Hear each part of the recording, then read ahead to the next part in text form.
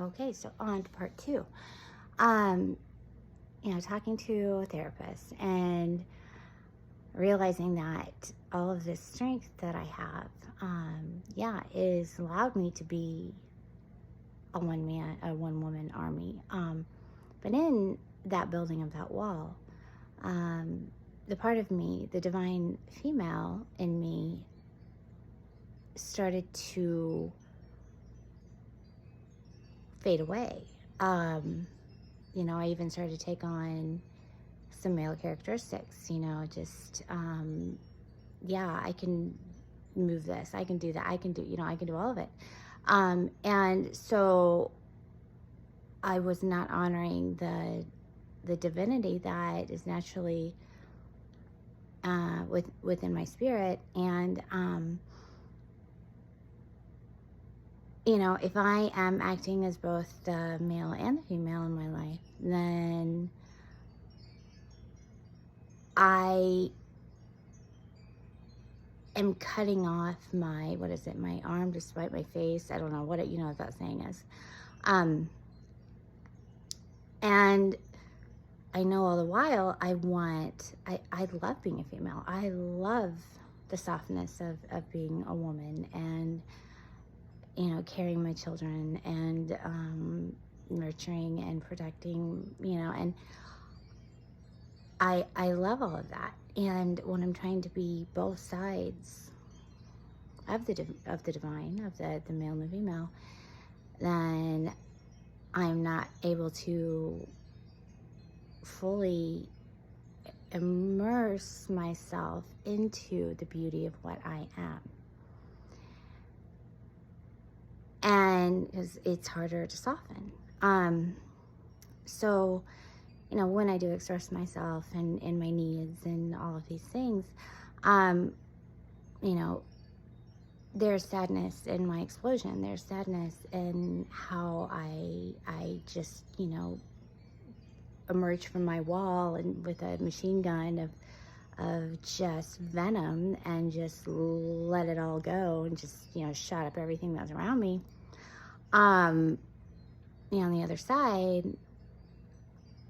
there's a lot of loneliness and there's a lot of remorse and, so that's a hard fall too. It's not just like I'm winning on the other side, or I'm winning, I go back into my castle and, and oh, I'm protected again. I'm not. It's like I'm impenetrable. Safe from what? I don't know. Another thing that my girlfriend brought up is, what are you fighting? Who's your enemy here? What are you protecting yourself from? What are you, hiding from? And I'm like, God, I'm living on the fucking defense all the time, and that's exhausting. I mean, and I work a lot, so I just, it's like I'm not even comfortable in these impenetrable walls that I've built, because I'm just in this small space working away, maybe putting a number on the wall. It's like, you have another day. So, does that mean that I need to throw away my values, my work ethic, my, who I am, because I do have that fire. It's like, that is who I am.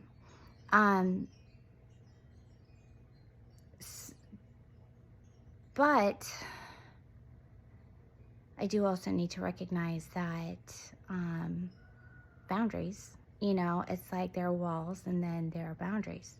There's a big difference between that. And, it's really easy to hit the black and whites, the yes or no's, the this or that's. And, boundaries allow you to set up a safe perimeter, for what you are comfortable with, what you are not comfortable with. And, and express that, this is what I need help with. This is the space I need. This is, and you, I, me, you, all of us can be unapologetic with our boundaries. You know, once, if you state your boundaries and others are crossing over those boundaries, maybe that's a space that you haven't quite worked on yet. You know, maybe that is, part 5 of your, working on yourself and seeing why those boundaries are there. And it's respect. It's respecting yourself. It's respecting others, letting them know. It's like, hey, I am really comfortable in this space and with these boundaries. And, let's respect each other and stay within, and be soft and help each other work through those boundaries if and when you, they, whoever are ready. So that is something that, and I don't want to have walls. I don't want to live within these walls. And, but that also goes to, who you are with, because we've all had traumas. We've all, we all have our shit. And, but there is a mutual respect in, and recognizing and voicing your boundaries and voicing, what you were okay with and what you were not okay with, because none of us are mind readers, we can build our intuition and we can do all of those wonderful things, but we're still not these, boundary mind readers. So, communicating your boundaries, working through it, compromising, what can be done. And it's a beautiful thing. And sometimes it works and sometimes it does not. And that is not make the other person or whoever you are close with good, bad, evil, whatever. It's just, you have to make sure that you're okay before you try to make someone else okay. The wounded healer, and we're all wounded healers, every single one of us. But once you start to feel those wounds and those triggers, and if your mental health, starts to diminish, it's touching the oven. It's a sign. Hey, pull back.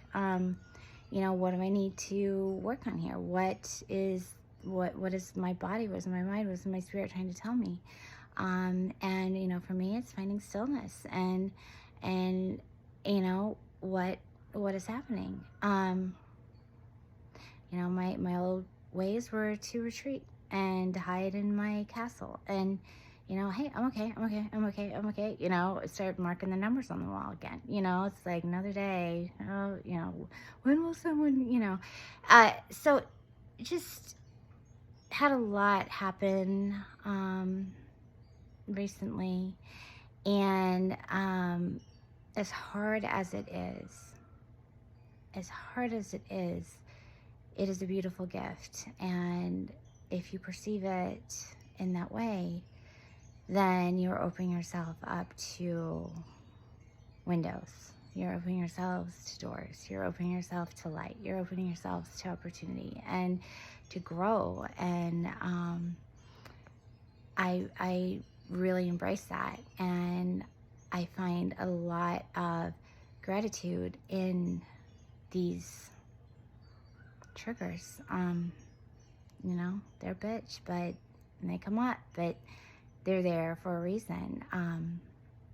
But I hope you all have a beautiful Sunday, and thank you for listening to my ramblings, and have a beautiful day.